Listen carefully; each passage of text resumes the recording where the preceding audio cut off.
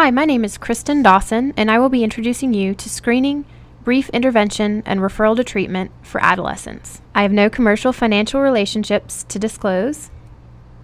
I would, however, like to acknowledge the Kentucky Kids Recovery Grant for funding this educational module in support of the Adolescent Health and Recovery Treatment and Training Project's mission.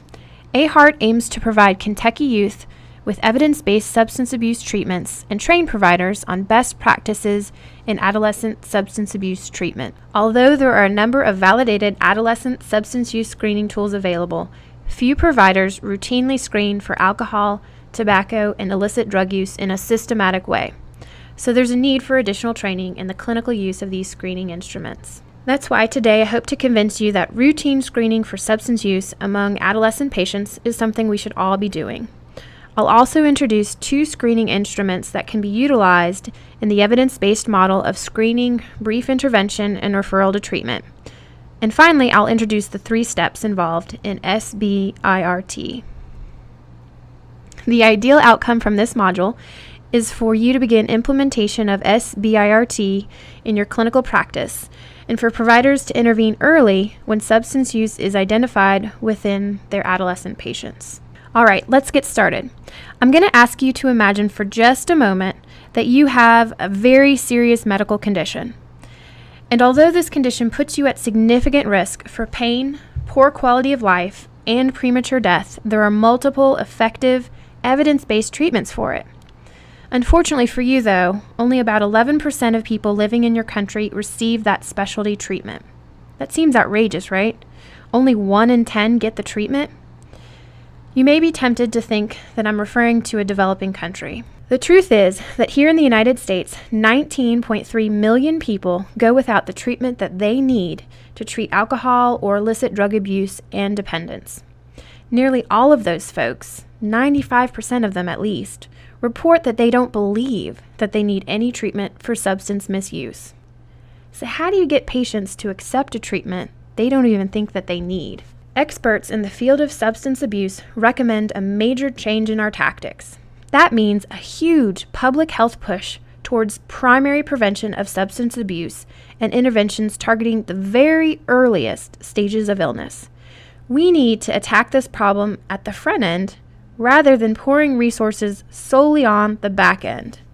Another strategy is to utilize proven motivational interviewing techniques to get people into and keep them engaged in treatment once substance dependence has developed. Many healthcare providers, myself included, are experiencing the pressures of time constraints in their practice, and the addition of another preventative measure may seem too burdensome. Some may feel frustrated that it's not enough to provide competent care for an acute or a chronic illness. We must also take definitive steps to prevent illness. But most of us can agree that there are certain preventive interventions that we can't fathom going without. Things like childhood immunizations, screening for cervical, colorectal, and breast cancers, hypertension, and cholesterol. A savvy group of researchers recognized resource constraints and set out to systematically identify those preventive services that provide the biggest bang for our healthcare buck. Preventive services were assigned a score between 2 and 10 based on the clinically preventable burden and cost effectiveness. Landing in the top 10 and ahead of folic acid prophylaxis for women of childbearing age, obesity screening, and diabetes screening are practices that we'll discuss in this video.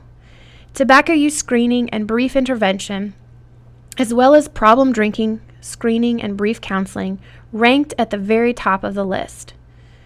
Tobacco screening is just as important as administering vaccines to kids, and alcohol use screening is just as important as screening for hypertension. No doubt you're checking blood pressures, lipid profiles, and conducting pap smears. But how are you doing with intervening on underage drinking? Have you incorporated routine screening of alcohol, tobacco, and illicit substance use with your adolescent patients? Maybe you ask about it, but don't necessarily use a validated screening questionnaire. Or perhaps you feel uncomfortable with what comes after the questions, providing an evidence-based intervention. Okay, so enough badgering and finger pointing. When it comes to changing behavior, including substance use in adolescence, a non-judgmental approach is best. So let's try something more like this. On a scale from 1 to 10, how ready are you to start screening youth for substance use? This video will provide an introduction to screening, brief intervention, and referral to treatment, or SBIRT. This evidence-based public health model is unique in its approach to substance use in that it promotes early detection and interventions prior to the onset of substance abuse or dependency, in addition to identifying folks that need the most intense substance abuse treatment. Ideally, early detection and intervention will help to prevent accidental injuries, victimization, suicidality, infections, and unplanned pregnancies that can all accompany adolescent alcohol use. The Substance Abuse and Mental Health Services Administration, SAMHSA, released data on underage drinking and highlighted the scope of this public health problem. In 2012, 1 in 4 teens and young adults, or 9.3 million youth under the age of 21, used alcohol in the prior month. Of youth ages 12 to 20, 15% were binge drinkers, and 4% were heavy drinkers.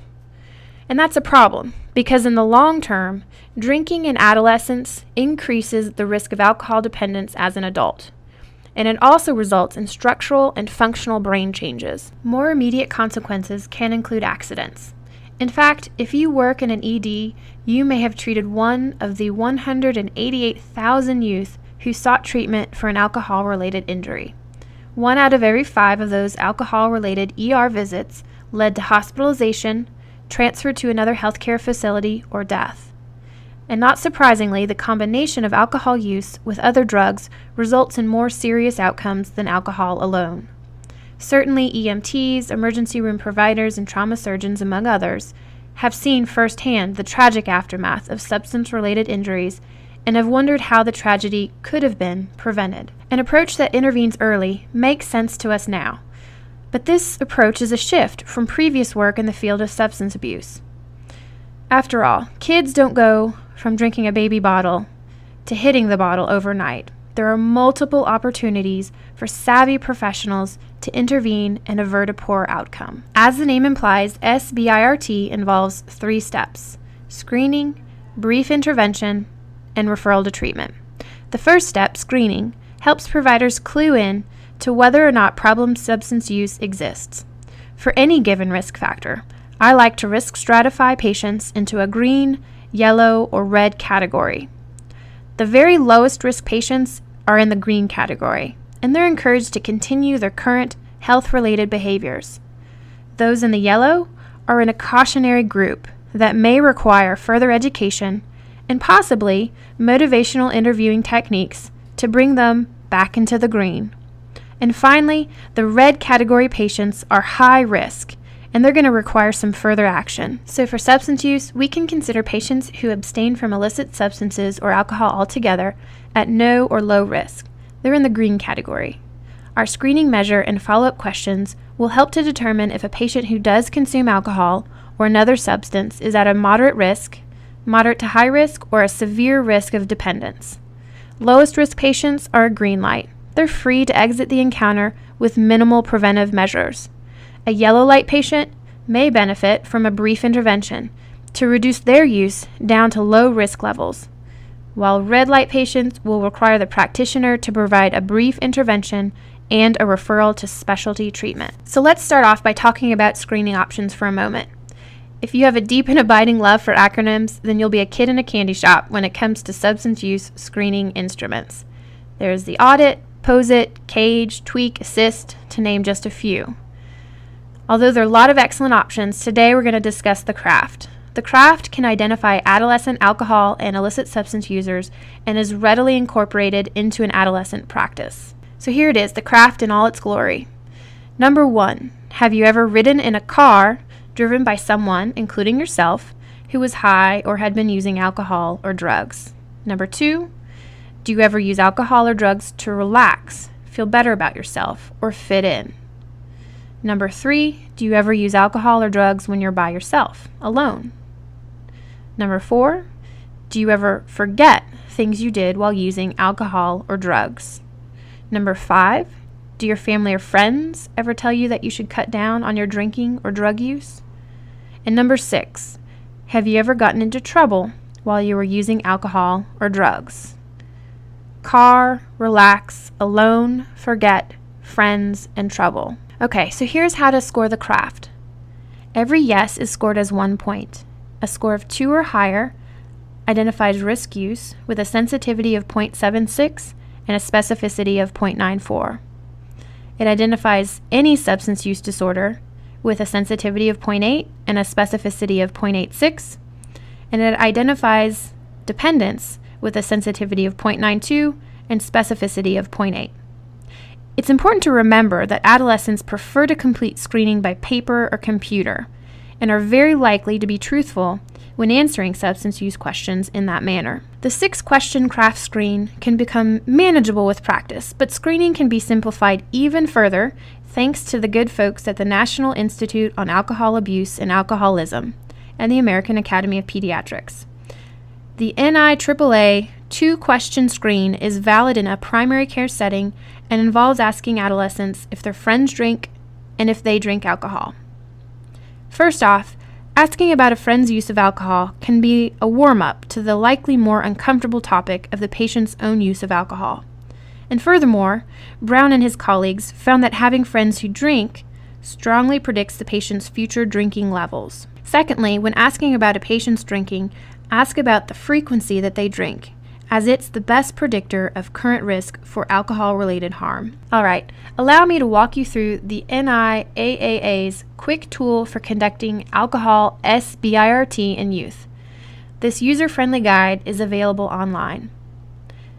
The NIAAA website will allow providers to download or order free copies of either a full 40-page reference or a pocket guide. This first flowchart is a great overview of SBIRT for youth. You will start out with the 2-question screen to detect underage alcohol use. If you want to also consider illicit substance use, then use the 6-question craft here. For those patients who do not drink alcohol at all, providers will be focused on primary prevention efforts like reinforcing healthy choices to remain alcohol-free and for choosing friends who don't drink. For those patients who answer yes to the initial question about drinking, the next step is to find out how much the youth is consuming. The NIAAA guide features a chart based on age and grade level to help with the risk assessment. Green category patients should be advised to stop drinking. Yellow or moderate risk patients should be provided with the same advice to quit, in addition to the use of motivational interviewing techniques to reduce drinking and a 1-month follow-up appointment. And finally, the highest risk patients will require motivational interviewing to promote the participation in a specialty treatment referral, as well as that 1-month follow-up with primary care. The final step will be to continue to support healthy behaviors, assess progress towards identified goals, and provide ongoing assistance in reaching those goals. As well, ask about other unhealthy behaviors that are associated with alcohol use in adolescence, including tobacco use, illicit drug use, and unprotected sex. Okay, so let's talk more about those 2 screening questions. As we mentioned before, adolescents may prefer to answer these with pen and paper or electronically. Certainly work to provide privacy and confidentiality for your adolescent patient. The guide recommends asking, do you have any friends who drank beer, wine, or any drink containing alcohol in the past year? To elementary and middle school students first, followed by, how about you? Have you ever had more than a few sips of beer, wine, or any drink containing alcohol? For high school students, first ask about the number of days the teenager consumed alcohol in the past year, and next ask about binge drinking within their friends. The next diagram provides guidance for primary prevention efforts within those patients who screen negative for alcohol use. If your patient doesn't drink and their friends don't drink, then celebrate those great choices with your patient.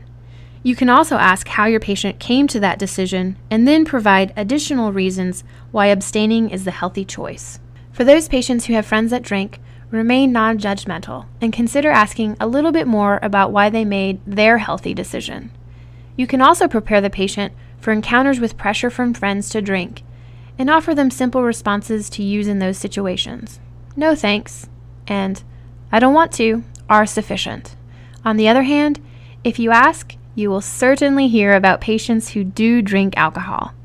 When that happens, you need to further assess the risk level, and that will depend on the age of the student. Any consumption of alcohol in an elementary age student is considered highest risk, whereas up to 11 days of drinking in an 18-year-old is considered low risk. So take a look at where your patient falls in the estimated risk chart, and also take into account your own clinical judgment based on your knowledge of psychosocial factors as well as the responses regarding friends. For the younger students, having lots of friends who drink increases their risk. And for high schoolers, having friends that binge drink imparts additional risk. All right, so we've screened and stratified the risk level into green, yellow, and red. Now we're ready to provide the brief intervention, and for our red highest risk patients, a referral for specialty treatment. Starting with the lowest risk, provide brief advice to discontinue alcohol use, providing a couple of reasons that may resonate with the youth. Be sure to find and reinforce any healthy choices. For instance, I'm really glad you don't ride with your friends when they're drinking. Finally, explore in a non-judgmental way the influence that substance-using friends may have on the patient. One theme that you'll see running through all of these interventions is the recommendation to keep a non-judgmental stance. This comes from motivational interviewing, and it's an effective means to get patients engaged and retained in substance abuse treatment. An excellent resource for providers wanting to learn more about motivational interviewing is Miller and Rolnick's text, as well as the National Institute on Drug Abuse's CME activity and patient simulator. I'll describe a couple of motivational interviewing techniques here. The first one is to actively express empathy. Again, take a non-judgmental and accepting stance, and that's going to go a long way towards establishing rapport with your patient. Next, work towards developing discrepancy between the patient's goals or values and their current behavior. In other words, help them identify their own reasons why drinking alcohol really isn't working for them. Third, roll with the resistance that will undoubtedly come up in the encounter. Getting into a heated debate or power struggle is just not going to prove fruitful here. And finally, support your patient's self-efficacy by letting them know that you believe in their ability to make these hard changes. Moving on to our yellow group. For those moderate risk patients who haven't experienced any major alcohol-related problems, provide the same brief advice to stop drinking and include concerns regarding the amount or frequency of alcohol consumption. If there are problems that arise from alcohol use, move into brief motivational interviewing with the goal of creating a decision to change alcohol-related behaviors. Of course, the ideal patient goal would be complete abstinence from alcohol, although perhaps the goal of cutting back current use and discontinuing any drinking and driving may be the first step. Moderate risk patients will require follow-up with you in a month. As well, work towards informing parents of concerns and the goals that were set. One motivational interviewing technique highlighted in the Yale Emergency Medicine SBIRT training manual is the readiness to change ruler. This technique involves asking the yellow or moderate risk group drinkers on a scale from 1 to 10, how ready are you to change any aspect of your drinking? For the red group patients, on a scale from 1 to 10, how ready are you to enter an alcohol treatment program? 1's not at all ready, and 10 is ready right now. If your patient states they're a 4, follow up that statement with, why did you choose a 4 and not a 2? Here's what's magical about this technique. Instead of an authority figure telling the teenager why they shouldn't be drinking, the teenager comes up with their own reasons. The patient's developing discrepancy between what's important to them and their unhealthy behaviors. So your patient may say something like, well, my girlfriend keeps threatening to break up with me if I don't quit. Reflect that response back to the patient and inquire about any additional reasons. You might say, so it sounds like your girlfriend's really important to you, and drinking alcohol may lead to the end of the relationship. Any other reasons you chose a 4 and not a 2? You might be thinking, I see a lot of oppositional teenagers who will likely refuse to answer the questions altogether, or say that the readiness to change is a 1 or a 0. Well, then you just roll with that resistance. Calmly reply, what would it take for that 1 to turn into a 2? Or imagine that you did go to treatment. How could it be helpful to you? Okay, so next we have the highest risk red group. This group will likely require a specialty treatment referral. The brief motivational intervention may not result in a decision for abstinence, but rather acceptance and participation in a treatment referral. So you might not be asking the patient, how ready are they to cut back drinking or abstain on their own? This patient will need substance abuse treatment. So ask, how ready are you to seek treatment? As the provider recommending the referral, you'll want to have information readily available about local treatment programs. Once again, work towards informing parents of the problem drinking and arrange for a follow-up within a month.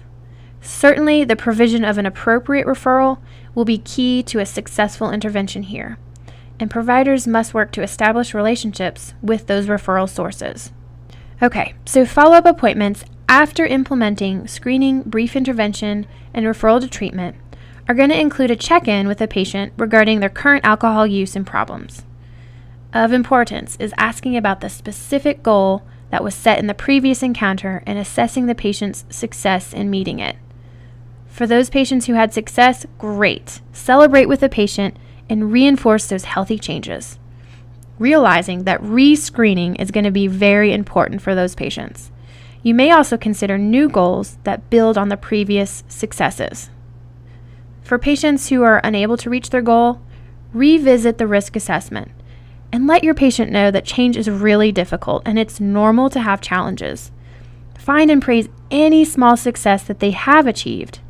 Seek out roadblocks and work to problem solve them. And finally, reinforce the importance of the patient's goal. So that's it, an overview of screening, brief intervention, and referral to treatment. Consider incorporating the CRAFT or the 2-question NIAAA tool into your practice this week and revisiting this video. You'll be doing your part to tackle substance abuse at its earliest stages. And there are a lot of great resources available to help you get started with SBIRT in your clinical practice. Here are a couple that I've found useful. For those of you earning continuing education credit for watching this module, you will have an opportunity to use the NIAAA Pocket Guide for Youth when answering the post-activity questions. For those of you interested in what's on the horizon for SBIRT in youth, this recently published article by Sharon Levy's group at Boston Children's describes another validated screening tool called the S2BI. This helpful tool is similar to the NIAAA tool described in this module and quickly risk stratifies adolescents into one of 4 categories of substance use, and it fits really nicely into the overall SBIRT intervention. Thanks for listening to this video, and I hope you've enjoyed it.